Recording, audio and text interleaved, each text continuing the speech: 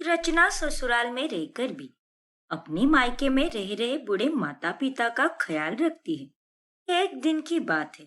अरे रचना बहू, ये तूने एक तरह के दो दो मिठाई के डब्बे क्यों लाए हैं? माँ जी, एक मिठाई का डब्बा यहाँ के लिए है और दूसरा डब्बा मैं मेरे मायके ले जाने वाली हूँ।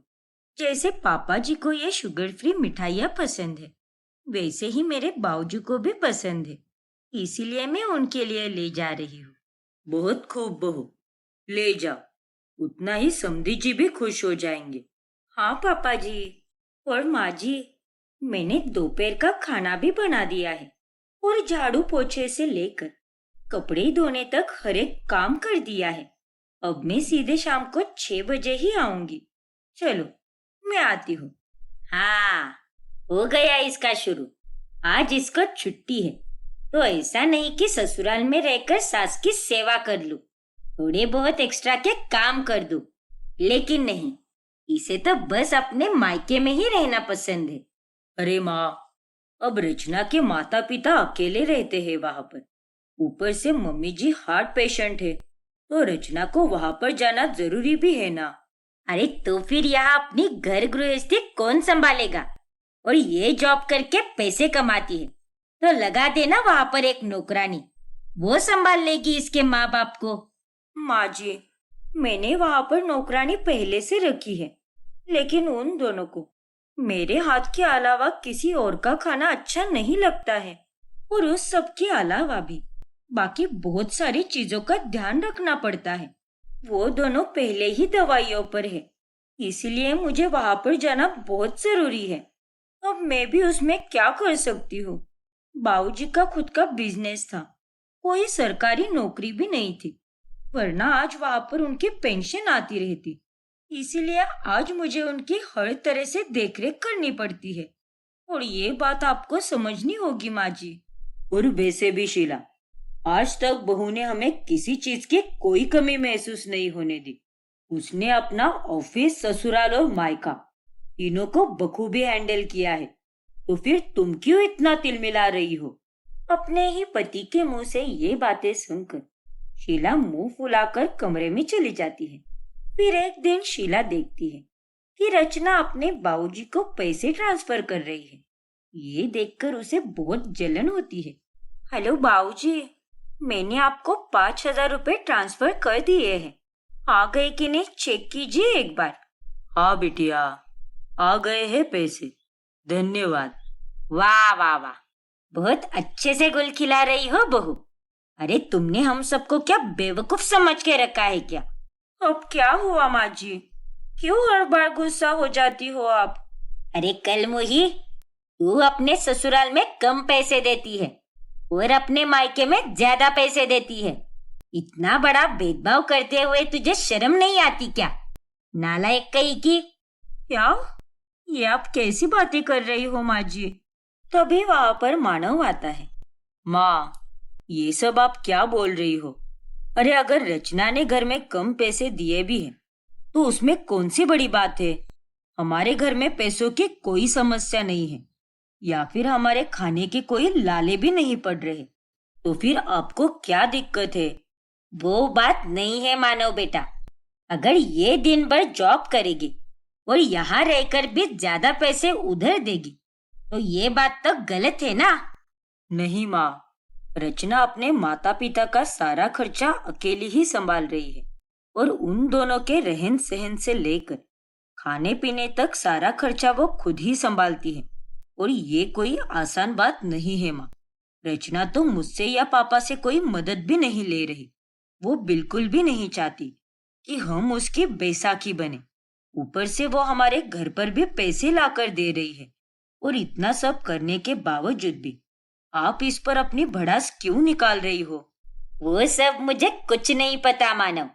मुझे तो बस इतना पता है कि एक लड़की जब पराई हो जाती है, तभी उसे अपने मायके वालों को कुछ नहीं देना चाहिए। ये एक निकम्मी बहू है। इसे तो बस अपने मायके से ही प्यार है, और इसे अपने माता पिता की इतनी ही पड़ी थी, तो इसने शादी की ही क्यों? माँ, तू बीच में अपना मुंह मत घुसा, वरना तेरे दोनों गाल सेक दूंगी मैं। ओए तू बहू, तुझे या तो अपनी जॉब छोड़नी होगी या फिर अपने मायके जाकर रहना होगा। और अगर तू अपना फैसला नहीं कर पाई तो मुझसे बुरा और कोई नहीं होगा। इतना कहकर शीला वहां से चली जाती है। रचना, तुम टेंशन मत लो, मैं हूं ना तुम्हारे साथ। माँ को मैं समझाऊंगा। माँ जी ये बात क्यों नहीं समझ पा रही कि मैं जिम्मेदारियों में बंध गई हूँ। अगर मेरे माता पिता को मैं नहीं संभालूंगी तो उनका ख्याल कौन रखेगा। रचना भावुक हो जाती है। तभी मानव उसे सांत्वना देता है।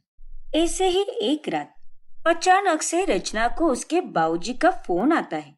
क्या हुआ बाबूजी, आपने इतनी रात को फोन किया मुझे? घर में सब ठीक तो है ना?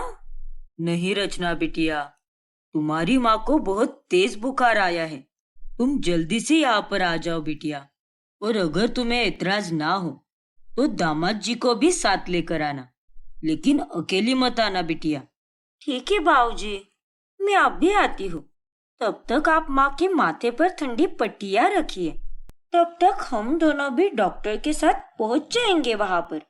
रचना देखती है कि मानव तो गहरी नींद में सोया है, इसीलिए वो उसे उठाना सही नहीं समझती और अकेली ही रात में निकल पड़ती है और डॉक्टर के साथ अपने मायके पहुंच जाती है।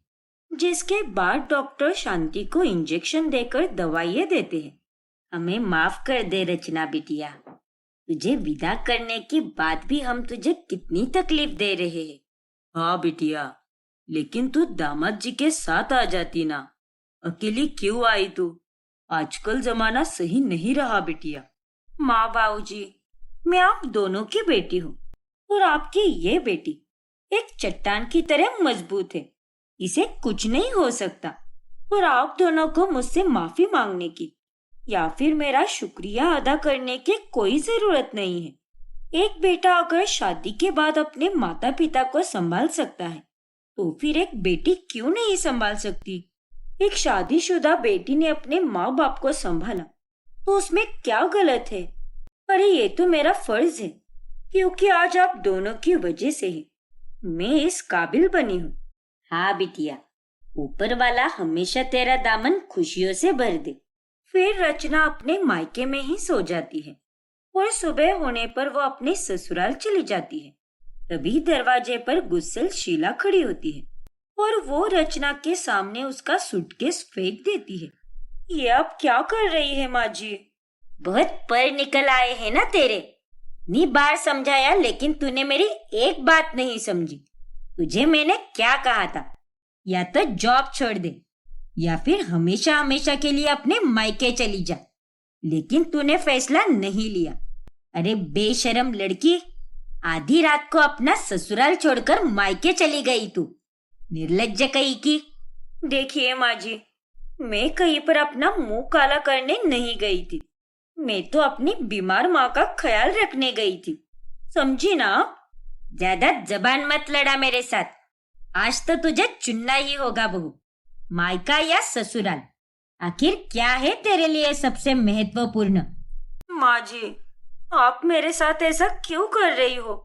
आखिर आप मेरी परिस्थिति को क्यों नहीं समझ पा रही? तभी वहां पर मानव और तेजेंद्र आते हैं और वो ये सब देखकर काफी हैरान रह जाते हैं और वो रचना को घर के अंदर लेते हैं। शीला, तुम्हारा दिमाग खराब हो गया है क्या? अरे तुम जैसे अपने बहू के साथ व्यवहार कर रही हो, वैसा सलूक तो कोई अपने दुश्मन के साथ भी नहीं करता। लेकिन जी, बस बहुत हुआ अब।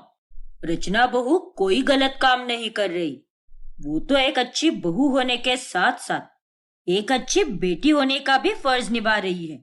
इसीलिए तुम उसे कुछ नहीं बोल सकती। और ये मेरा घर है, इसीलिए इस घर में कौन रहेगा और कौन नहीं, इसका फैसला भी मैं ही करूंगा। तेजेंद्र की बात सुनकर शीला चुप हो जाती है। फिर बाद में, इसने तो एक अच्छी बहू बनकर मेरे पति और बेटे का दिल जीत लिया है, इसीलिए वो हमेशा उसकी तरफदारी करते रहते हैं। और अब मुझे इसका मायके जाना बंद करने के लिए इन दोनों को उसके खिलाफ भड़काना होगा। अब शीला एक चाल चलती है और वो उन दोनों के टिफिन बॉक्स में कुछ मसाले मिलाती है, जिससे खाना एकदम बेस्वाद बन जाता है। और साथ ही वो दुकान के कुछ जरूरी पेपर्स भी गायब कर देती है, जिससे तेजेंद्र और मानव घर आने पर उसे खूब सुनाते हैं। बहू, आज तुम्हारा ध्यान कहाँ पर है? एक तो तुमने कितना बेस्वाद खाना बनाया, और उसके बाद में तुमने दुकान के जरूरी कागजात भी गुमा दिए हैं। सच में रचना, तुम इतनी लापरवाही कैसे कर सकती हो? अरे नहीं नहीं, ऐसा नहीं हो सकता। मेरा विश्वास कीजिए, मैंने खाना अच्छा ही बनाया था, लेकिन पता नहीं कैसे उसका स्वाद बिगड़ गया। और वो दुकान के कागजात भी मैंने खुद अपने हाथों से अलमारी में रखे थे, फिर वो वहां से गायब कैसे हो सकते हैं? देखा, आप दोनों तो इसकी बड़ी तरफदारी कर रहे थे। अब देख लो, मायके पर ध्यान देने के कारण ये तो अपने ससुराल के कामों को ही बिगाड़ रही है। इसीलिए मैं हमेशा कहती हूँ कि इसका मायके जाना बंद कर दो। इस तरह से शीला अब मानव और तेजेंद्र को भड़काना शुरू करती है, लेकिन रचना समझ जाती है कि ये कांड शीला ने ही किया है, इसलिए वो बाद में उसके पास जाती है। क्यों माँ जी, मिल गई क्या आपके कलेजे को ठंडक? अरे मैंने आपका क्या बिगाड़ा है? आखिर आप मुझे चैन से क्यों नहीं जीने देती? और अभी आपका कौन सा नया नाटक है? मुझे मानव और पापा जी के नजरों में बुरा बनाकर आपको उससे क्या मिलने वाला है? तो फिर तू मायके जाना क्यों नहीं बंद कर देती? अरे अपने ससुराल को संभालने की जगह पर तू अपने मायके वालों को संभाल रही है। एक बेटी को शादी के बाद अपने मायके वालों को कुछ नहीं देना चाहिए, वो पराई हो जाती है, और मायके वालों को भी उससे कुछ भी नहीं लेना चाहिए। अरे लानत है ऐसे माँ बाप पर जो अपनी ब्याही हुई बेटी का पैसा खा रहे हैं। बस कीजिए माँ जी, बहुत बोल रही हो आप। आवाज नीचे कर बहू। तभी वहां पर शीला की बेटी तानिया आती है। सही तो कह रही है रचना आपसे, आप बहुत बोल रही हो माँ। अब बस कीजिए। तानिया तू? हाँ माँ, कल रात को ही छोटे ने सब बताया है मुझे फोन पर, इसीलिए मैं आज रचना से मिलने आई थी और आते ही ये सब देख लिया। माँ, अगर भाभी के माता पिता पर आपको लानत है तो आप पर भी लानत है माँ। आपने भी इस ब्याही हुई बेटी का बहुत सारा पैसा खाया है। दूसरों पर उंगली उठाने से पहले अपने गिरेबान में झांक कर देखिए माँ कि आप कितने दूध की धुली हो। तानिया, तू कब से इतनी बदतमीज हो गई? जब से आप बदतमीज हो गई हो माँ। चलिए निकालिए मेरे 1.5 लाख रुपए और दीजिए मुझे सारे गहने। लौटाइए वो सारी महंगी महंगी साड़ियाँ। जो कुछ भी मैंने आपको मेरी शादी के बाद दिया है वो मुझे सब वापस चाहिए। अरे आप ही कहती हो ना कि शादी होने के बाद में एक लड़की को अपने मायके वालों को कुछ नहीं देना चाहिए और ना ही मायके वालों को कुछ लेना चाहिए। तो लौटाइए मुझे सब कुछ, अभी के अभी। क्या? तानिया के मुंह से ये सब सुनकर शीला की तो बोलती ही बंद पड़ जाती है। क्यों माँ, अचानक से आपके जबान पर ताला कैसे लग गया? नहीं दे सकती ना आप मुझे कुछ भी, तो फिर आप अपनी बहू का जीना दुश्वार क्यों कर रही हो? अरे क्या कमी छोड़ी है इसने अपने बहू धर्म को निभाने में? आपको हमेशा खुश रखा है, हमेशा आपकी सेवा की, और ये क्या गलत कर रही है? अपने अकेले और बेसहारा बूढ़े माता पिता को ही तो संभाल रही है ना। और अगर इसकी जगह पर मैं होती और मैं आप पर ध्यान नहीं देती तो आपको कैसा लगता माँ? बताइए मुझे। एक बार रचना की जगह खड़े रहकर सोचिए, फिर बताइए मुझे। नहीं तानिया बिटिया, तू सही कह रही है, मुझे बहुत बुरा लगता। तो फिर आप भाभी के साथ ऐसा बर्ताव क्यों कर रही हो? मुझे माफ कर दे रचना बहू, मेरी बेटी ने आज मेरी आंखें खोल दी है। आज तक मैंने तेरे साथ बहुत गलत व्यवहार किया है। वो बेचारी तो अपने माता पिता को संभाल रही थी और मैंने तुझे इतनी परेशानी दे दी। माफ कर दे बहू। कोई बात नहीं माँ जी, आपको अपनी गलती का एहसास हुआ, वही मेरे लिए काफी है। थैंक यू तानिया दी। इस तरह अंत में सब ठीक हो जाता है और रचना अब खुशी खुशी से अपने मायके और ससुराल दोनों को संभालती है। मयूरा की शादी समर से होती है। उसके ससुराल में ननंद आद्या, पति समर, सास हीरा और ससुर चंपक होते हैं। शादी के बाद जब मयूरा और समर की पहली रात होती है तब वो एक दूसरे से बात कर रहे होते हैं कि तभी अचानक से उनके कमरे के दरवाजे पर खटखट होती है। ओफो समर, कितनी रात हो चुकी है और यहाँ पर टांग अड़ाने के लिए कौन आया होगा? मैं देखता हूँ। फिर समर जब दरवाजा खोलता है तब वहां पर उसकी बहन आद्या होती है, जो अपना कंबल और तकिया लेकर उसके कमरे में घुसकर उनके बेड पर सो जाती है। अरे आद्या, ये क्या तरीका हुआ? अब तुम हमारे कमरे में नहीं सो सकती, तुम कोई दूसरे कमरे में सो जाओ। अब ये कमरा मेरा और मयूरा का है। नहीं समर भैया, अब आपकी शादी होने से पहले हम दोनों इसी कमरे में साथ साथ सोते थे और अब मुझे आपके बगैर बिल्कुल भी नींद नहीं आएगी, इसीलिए मैं आपके और मयूरा भाभी के बीच में ही सोऊंगी। क्या? लेकिन आद्या, अब तुम्हारे भैया की शादी मेरे साथ हो गई है तो वो मेरे साथ सोएंगे ना, और तुम किसी और कमरे में जाकर क्यों नहीं सो जाती? नहीं भाभी, मैं कहीं भी नहीं जाने वाली। अरे शादी हो गई है तो क्या हुआ, मैं तो अपने भाई के पास ही सोऊंगी। आद्या, बात को समझने की कोशिश करो। अब तुम हम दोनों के साथ इस कमरे में एक साथ नहीं रह सकती, अब तुम्हें दूसरे कमरे में रहना होगा। पर भैया, मुझे तो यहीं पर नींद आएगी। अच्छा, एक काम कीजिए, मुझे अभी आप दोनों के बीच में सोने दीजिए और जब मैं सो जाऊंगी तब आप दोनों मुझे दूसरे कमरे में छोड़ देना। और भैया, मुझे वहां पर कमरे में अकेले नींद ही नहीं आ रही थी, इसीलिए मैं आपके पास चली आई। हे भगवान, क्या होगा तुम्हारा आद्या? आखिर ये क्या बचपना लगा रखा है तुमने? समर और मयूरा अब दोनों भी बहुत परेशान हो जाते हैं और आद्या वहीं पर सो जाती है, जिस कारण उन दोनों के बीच में बुरी तरह झगड़े हो जाते हैं। दरअसल आद्या अपने भाई से काफी ज्यादा प्यार करती है और उसे उसकी आदत होती है, इसीलिए अब भाई की शादी होने के बावजूद भी वो अपने भैया भाभी के बीच में आने लगती है।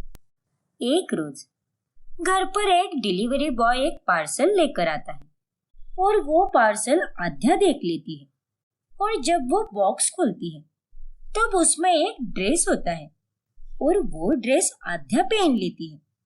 अरे ये क्या आद्या, तुमने ये ड्रेस क्यों पहना है?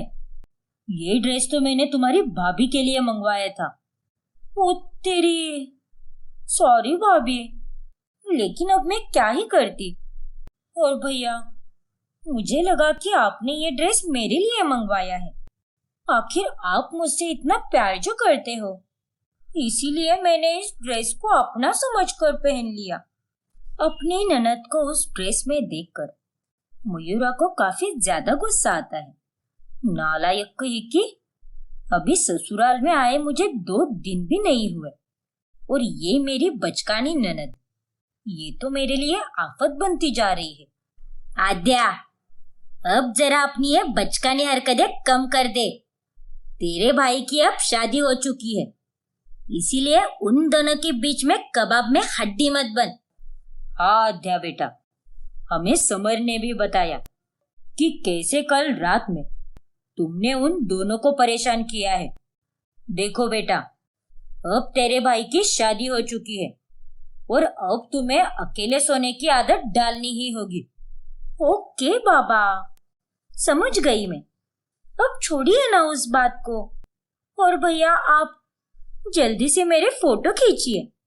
और हाँ भाभी, अगले 30 मिनटों के लिए मैं भैया को अपने साथ बाहर ले जा रही हूँ, गार्डन में अच्छे फोटोज आएंगे ना, इसीलिए।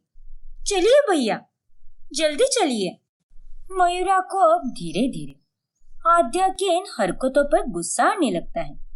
फिर एक दिन मयूरा समर के साथ मूवी देखने का प्लान बनाती है। तभी अचानक से आद्या वहां पर आती है और वो समर को मेले में चलने के लिए पीछे पड़ जाती है। नहीं आद्या, मैं तुम्हारे साथ नहीं आ सकता। मुझे तुम्हारी भाभी के साथ मूवी देखने जाना है। नहीं भैया, मूवी तो बाद में भी देख सकते हो आप दोनों, लेकिन आज मेले का आखिरी दिन है। प्लीज चलो ना मेरे साथ भैया। आपने प्रॉमिस भी किया था मुझे कि जब भी मेला लगेगा तब आप मुझे ले चलोगे, तो अब आप अपने प्रॉमिस से मुकर नहीं सकते भैया। अरे नासपीटी, तुझे समझ नहीं आती क्या एक बात? जब देखो तब अपने भैया का सिर खाती रहती है। अब उसे और उसकी लुगाई को जाने दे एक साथ में। तेरा क्या लगा रहता है बार बार? आखिर क्यों उसके पीछे पड़ी रहती है? हाँ बेटा, अब वो तेरा भैया होने के साथ साथ तेरी भाभी का पति भी है, और ये बात तू मत भूल। लेकिन माँ पापा, आज मेले का आखिरी दिन है और मुझे वहां पर घूमना है, इसीलिए मुझे भैया के साथ जाना है। लेकिन आद्या, अब तुम कोई छोटी बच्ची थोड़ी ना हो जो हर वक्त बस तुम्हें अपने भैया की ही जरूरत पड़े। तुम अकेली भी तो जा सकती हो, या फिर अपने दोस्तों के साथ जाओ। अरे हर बार तुम्हें हम दोनों के बीच में आना जरूरी है क्या? देखिए भाभी, आप मेरे और भैया के बीच में मत बोलिए। आद्या, वो तुम्हारी भाभी है, उससे तमीज से बात करो, और तुम अपने भाभी से इस तरह से बात नहीं कर सकती। सॉरी भैया, लेकिन आप भी तो देखो ना कि वो किस तरह से बात कर रही है। देखिए भैया, आज मेले का आखिरी दिन है, और अगर आप मेरे साथ मेले में नहीं चले तो मैं आप पर बहुत गुस्सा हो जाऊंगी और आपसे कभी बात नहीं करूंगी। फिर देख लेना, आप तो अच्छी तरह से जानते हो मेरे गुस्से के बारे में। आद्या अपनी जिद पर अड़ जाती है और समर को ना चाहते हुए भी उसे लेकर मेले में जाना ही पड़ता है। पर उन दोनों को साथ में देखकर मयूरा गुस्से से लाल हो जाती है। फिर जब समर मेले से वापस आ जाता है तभी मयूरा सो रही होती है। अरे मयूरा, आज तुम इतनी जल्दी कैसे सो रही हो? मुझसे बात नहीं करोगी क्या? अरे क्या करूं तुमसे बात, और कब करूं? तुम्हें अपनी बहन से फुर्सत मिलेगी तब ना। अरे जब से इस घर में आई हो, तुम्हारी बहन तो हमारी शादी की दुश्मन बनी बैठी है। घर में हो या बाहर हो, वो तो हमें कहीं भी साथ में रहने नहीं देती। आई एम सॉरी मयूरा, लेकिन अब मैं भी क्या करूं? मैं तो हर बार उसे समझाने की पूरी कोशिश करता हूँ, लेकिन वो तो किसी की बात ही नहीं सुनती। ये सारी तुम्हारी ही गलती है समर। अरे तुमने ही उसे इतना सर पर चढ़ा कर रखा है, इसीलिए वो इतने ज्यादा नखरे करती है। हाँ मयूरा, शायद तुम सही कह रही हो, लेकिन अब से मैं उससे थोड़ा थोड़ा दूर ही रहूंगा, क्योंकि वो मुझे लेकर काफी ज्यादा पॉजिटिव है और उसे आगे जाकर इस बात की बहुत तकलीफ हो सकती है। इसीलिए मुझे अभी से उसे अकेले रहना सिखाना होगा। जो करना है करो, बस मुझे उसकी बच्चों वाली हरकतें नहीं देखनी है। उसे देखकर मैं तो बहुत परेशान हो जाती हूँ। बुरा मत मानना, लेकिन सच में समर, कभी कभी तो ऐसा लगता है जैसे कि वो मेरी सौतन बनते जा रही है। अब आद्या के कारण मयूरा और समर में तनाव बढ़ने लगता है। एक दिन मयूरा और समर आद्या को बिना बताए हनीमून मनाने के लिए महाबलेश्वर चले जाती है। और जब आद्या को इस बारे में पता चलता है, वो बहुत ही ज्यादा गुस्सा हो जाती है। क्या? भैया ने मेरे साथ कितना बड़ा धोखा किया है। वो सिर्फ भाभी को लेकर गए महाबलेश्वर। उन्हें पता है कि वो जगह मुझे कितनी पसंद है, लेकिन उसके बावजूद भी वो मुझे लेकर नहीं गए। ये उन्होंने अच्छा नहीं किया, बिल्कुल अच्छा नहीं किया। बस कर आद्या, बहुत हो गई तेरी ये नौटंकी। अरे वो दोनों अब मियाँ बीवी है, उन्हें उनका समय मिलना चाहिए ना। और तेरी अकल क्या घुटनों में है क्या, जो बार बार उनके पीछे पीछे चली जाती है? और नहीं तो क्या। अरे जब वो दोनों यहाँ पर रहते हैं तभी ये उन दोनों को एक पल के लिए भी अकेला नहीं छोड़ती। फिर भी वो दोनों बेचारे तुझे इतना प्यार और स्नेह देता है, उसका ज्यादा फायदा मत उठा अब। अरे उसकी जगह पर कोई और होता ना तो तुझे वहीं पर 2 थप्पड़ लगा देता। मैं कोई फायदा नहीं उठा रही, वो मेरा भाई है और मेरा उन पर पूरा हक है। अब इस घर में तो मुझे किसी से कोई बात ही नहीं करनी और मैं खाना भी नहीं खाऊंगी। आप सभी लोग बहुत बुरे हो। अरे जा जा, ये ड्रामेबाजी अपने पास ही रख। अभी आधे घंटे बाद बाहर से एक बड़ा वाला पिज्जा मंगवाएगी, भुक्कड़ कहीं की। अरे जब तुझे किसी से प्यार हो जाएगा ना तब तुझे समझ आएगा कि 2 प्यार करने वालों के बीच में उनका अपना वक्त कितना जरूरी होता है। वो अंग्रेजी में कहते हैं ना, प्राइवेसी, उसे प्राइवेसी कहते हैं पापा। इतना कहकर आद्या अपने कमरे में रूठकर चली जाती है। जब उसके भैया भाभी हनीमून से वापस आते हैं तब वो उनसे कोई बात ही नहीं करती और वो कॉलेज में भी दुखी दुखी रहने लगती है। और उस दौरान उसकी दोस्ती उनके कॉलेज में आए नए स्टूडेंट राहुल से होती है। आद्या और राहुल दोनों की अच्छी खासी दोस्ती होने लगती है। ये लो आद्या, तुम्हारे लिए मैंने ये बनपा और चाय लाई है।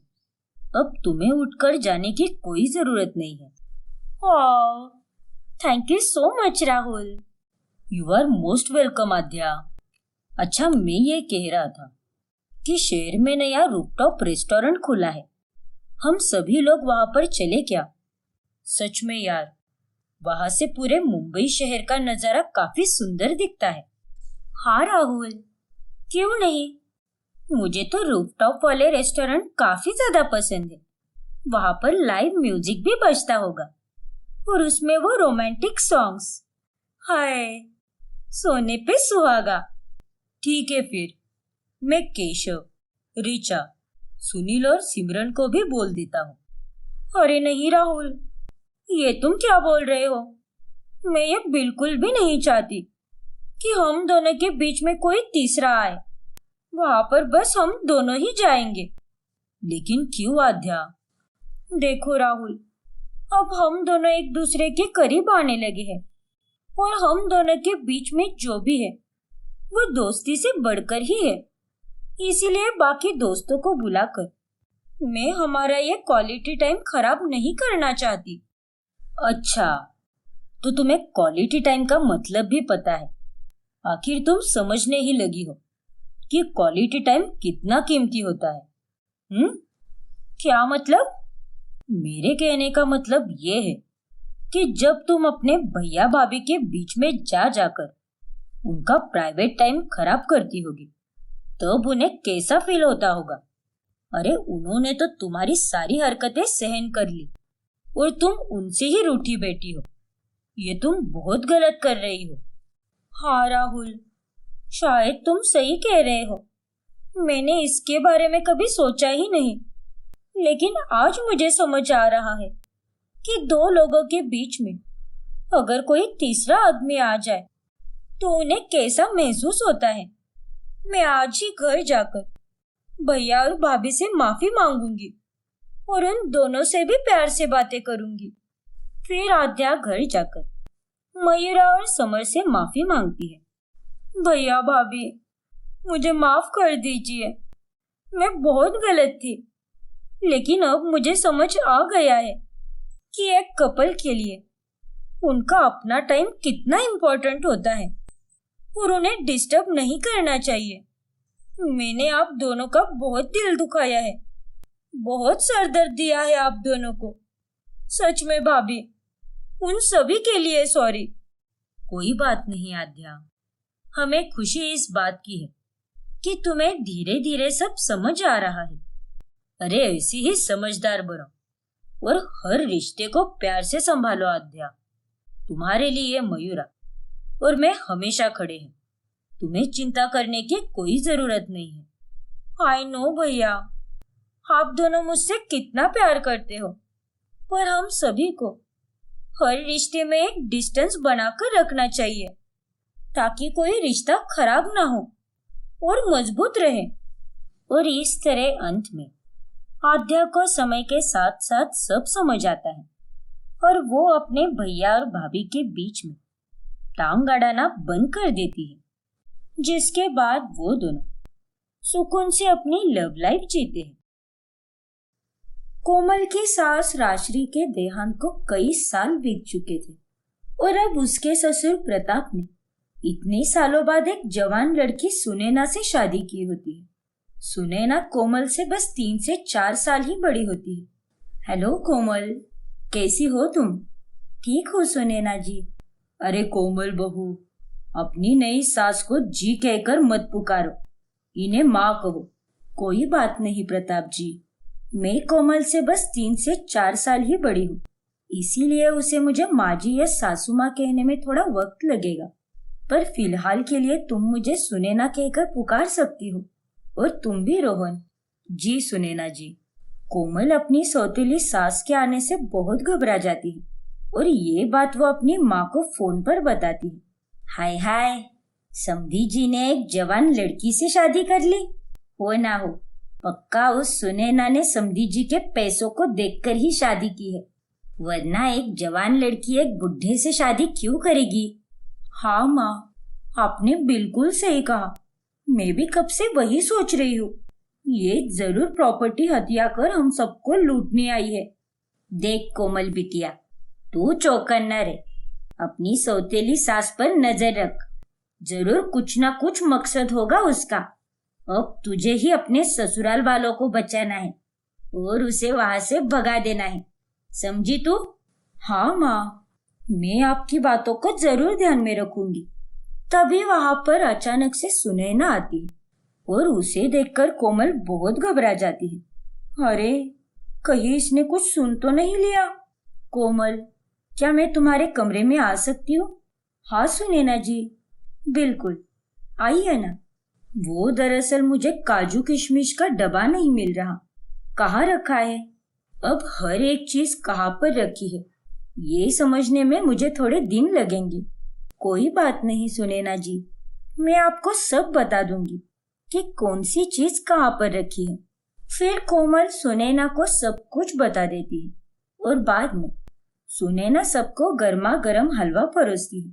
तभी उस हलवे को देखकर कोमल के मन में विचार आता है, हे भगवान, कहीं इसने हलवे में जहर तो नहीं मिलाया ना?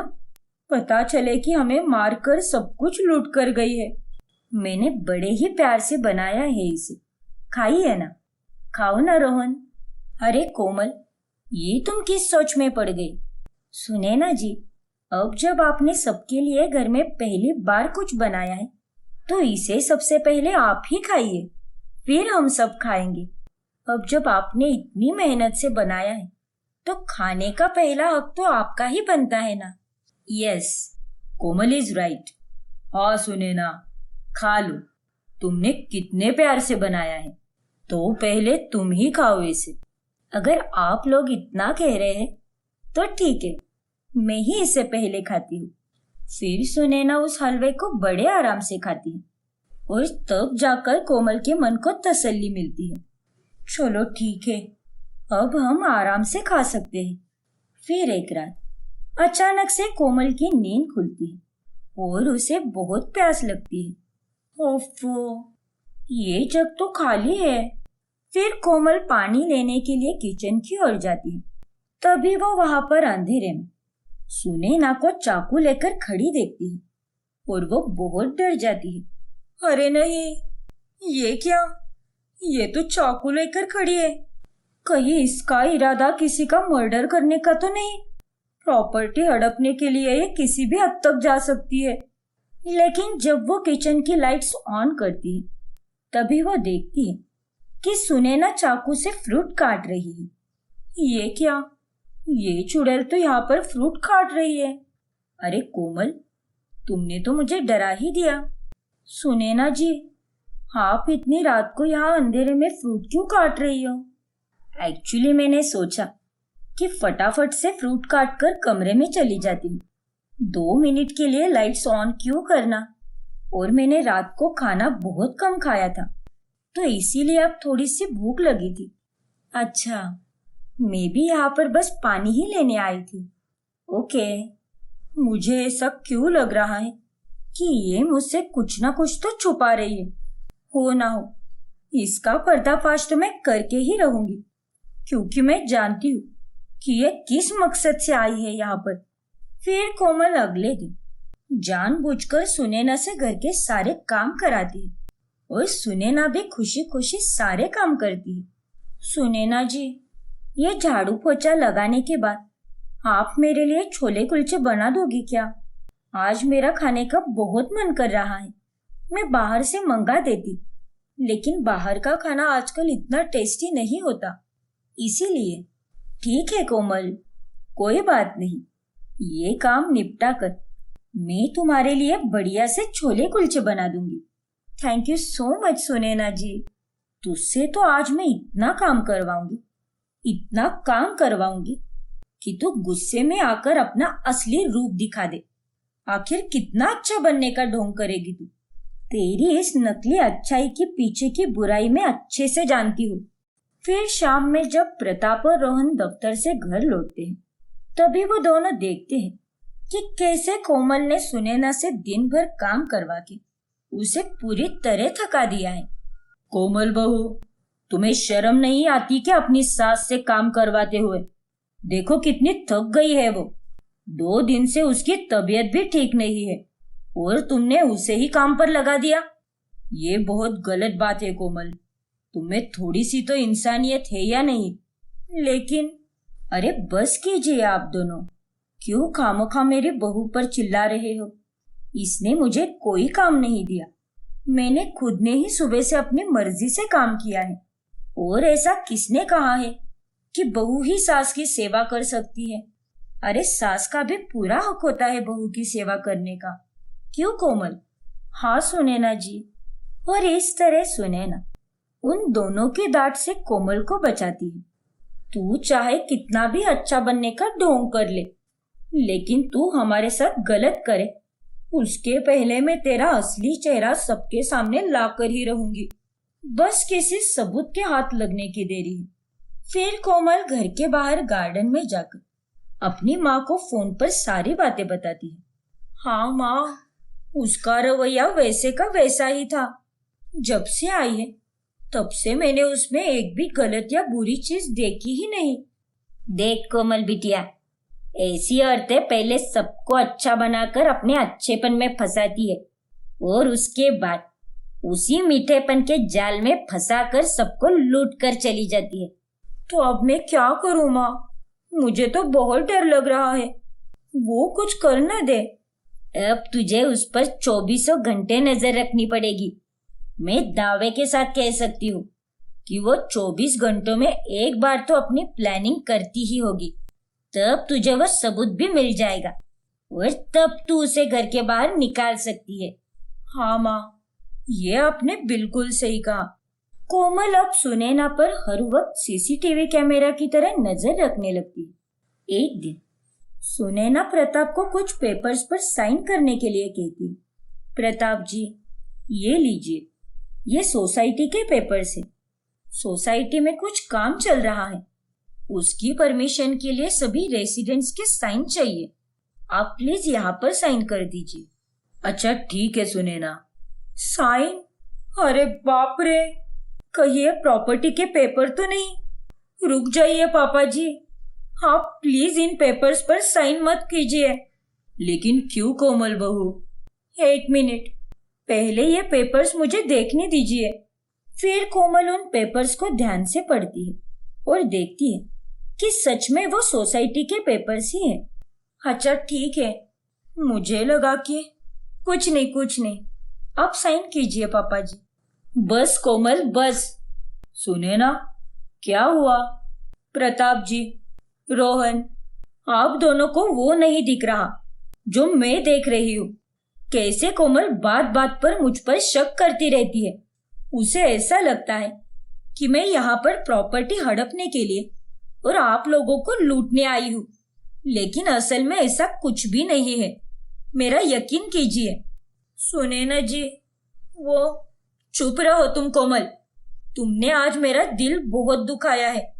अरे तुम्हें मैं एक कोरे कागज पर लिखकर दे सकती हूँ कि मुझे प्रॉपर्टी का 1% भी हिस्सा नहीं चाहिए। मुझे अगर कुछ चाहिए तो वो सिर्फ तुम्हारा और बाकियों का प्यार चाहिए। मैं समझ सकती हूँ कि मैं तुम्हारी सौतेली सास हूँ, इसीलिए तुम्हारे मन में ये सब आया। लेकिन कोमल, मैं सच में तुम लोगों से बहुत प्यार करती हूँ। प्लीज मेरे बारे में ऐसा मत सोचो। सुनैना की बातें सुनकर कोमल को पूरी तरह समझ आता है कि वो सच में अच्छी है और जो कुछ भी वो सोच रही थी वो गलत था। कोमल बहुत शर्मिंदा होती है। मुझे माफ कर दीजिए सुनैना जी।